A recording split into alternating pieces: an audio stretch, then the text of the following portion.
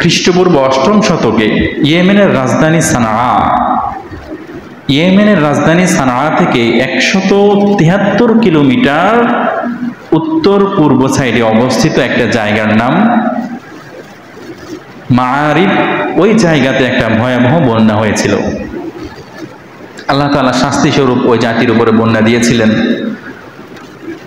কেমনটা ছিল ওই সময়টা? ছিল হযরত সুলাইমান আলাইহিস সালামের শাসনকাল। ওই অঞ্চলের রানী ছিল রানী বিলকিস। সাবা, পবিত্র কুরআনে সূরা সাবা নামে একটা সূরা নাজিল হয়েছে। সূরা সাবা বলতে যে সূরাকে বোঝানো হয়েছে এই সেই সাবা জাতি, যেই সাবা জাতির উপরে আল্লাহ তাআলা ভয়াবহ বন্যা দিয়ে তাদেরকে ধ্বংস করে দিয়েছেন। আল্লাহ তাআলা তাদেরকে সূরা সাবার মধ্যে এই ঘটনাটা আল্লাহ তাআলা বিস্তারিত করে বলেছেন। আল্লাহ বলেছেন, লাকাদ কানা লিসাবাইন ফি মাসকানিহিম আয়া, নিশ্চয় সাবা জাতির জন্য তোমাদের মধ্যে রয়েছে উত্তম নিদর্শন। জান্নাতান আন ইয়ামিন ওয়া শিমাল, তাদের ডান পাশেও ছিল বড় বড় বাগান, তাদের বাম পাশেও ছিল বড় বড় বাগান। সুজলা সুফলা, শস্য শ্যামলা, সুন্দর ফসল উৎপন্ন হতো, গাছগাছালি হতো, ভালো ফসল ফলাদি হতো, ভালো জীবন তাদের কাটছিল। এবং তাদের যে বসবাস স্থল, তাদের বাসভূমি, এটা ছিল দুইটা পাহাড়ের মধ্যবর্তী স্থান।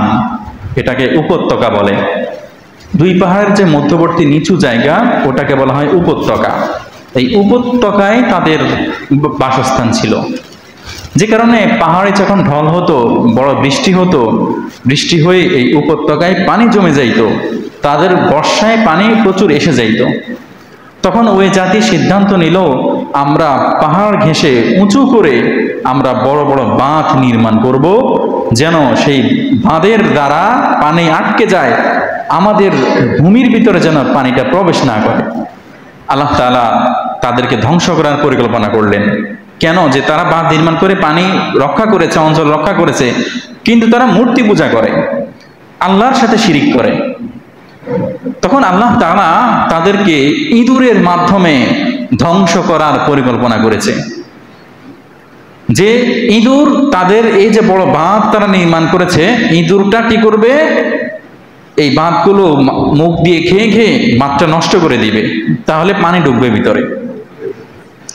তারা যখন এইভাবে ইঁদুরের প্রকোপ দেখতে পেল, তখন তারা বিড়াল পোষা শুরু করলো বেশি পরিমাণে, বিড়াল যেন ইঁদুরকে মেরে ফেলে।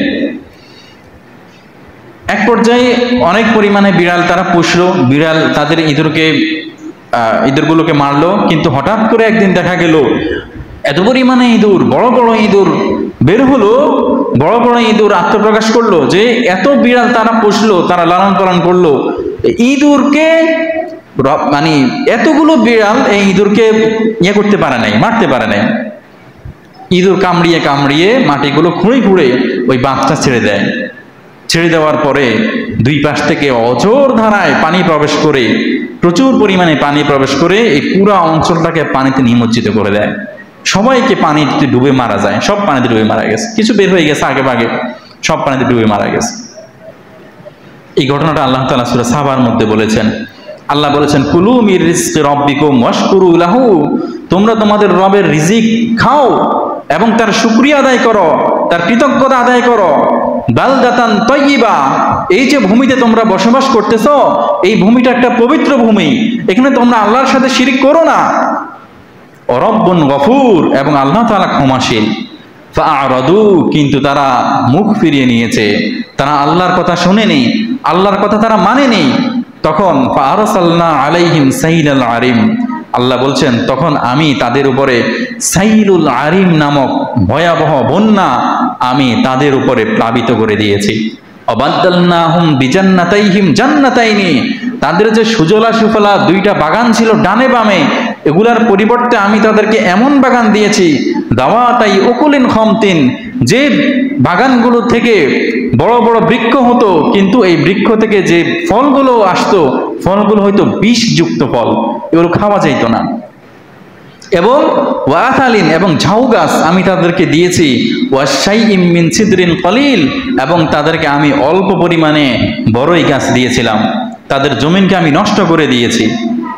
যালিকা জাযাইনাহুম বিমা কাফারু, এটা কেন করেছি আমি, তাদেরকে আমি প্রতিদান দিয়েছি এটা এজন্যই কেননা তারা আল্লাহর সাথে কুফরি করেছিল, আল্লাহর সাথে অবাধ্যতা করেছিল, এজন্যই তাদেরকে আমি শাস্তি দিয়েছি।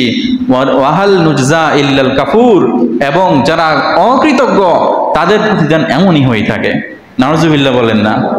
যারা অকৃতজ্ঞ তাদের প্রতিদান এমন, আমি তাদেরকে বন্যার পানি দিয়ে ডুবিয়ে তাদেরকে শেষ করে দিয়েছি।